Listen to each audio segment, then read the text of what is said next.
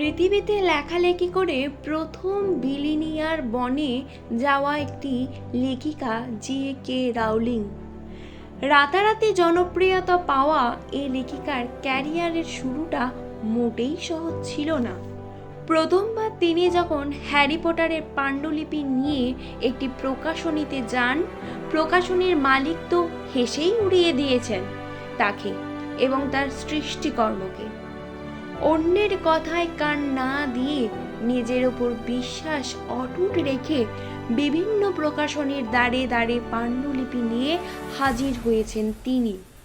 কিন্তু 13 জন প্রকাশকের কাছ থেকে প্রত্যাখ্যান হয়েছেন তিনি। তারপরেও থেমে যাননি, পুনরায় নব উদ্যমে কাজ করে গেছেন বলেই হ্যারি পটার সিরিজ প্রকাশ হওয়ার পর থেকে সাহিত্য জগতের সর্বোচ্চ আসন থেকে কেউ তাকে সরাতে পারেননি। 1997 সালে বই প্রকাশের সাথে সাথেই জনপ্রিয়তার শীর্ষে পৌঁছে যান এই লেখিকা। সারা পৃথিবীব্যাপী বইটির মিলিয়ন মিলিয়ন কপি বিক্রি হয়েছে।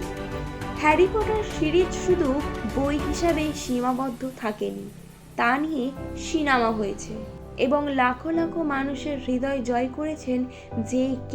রাউলিং।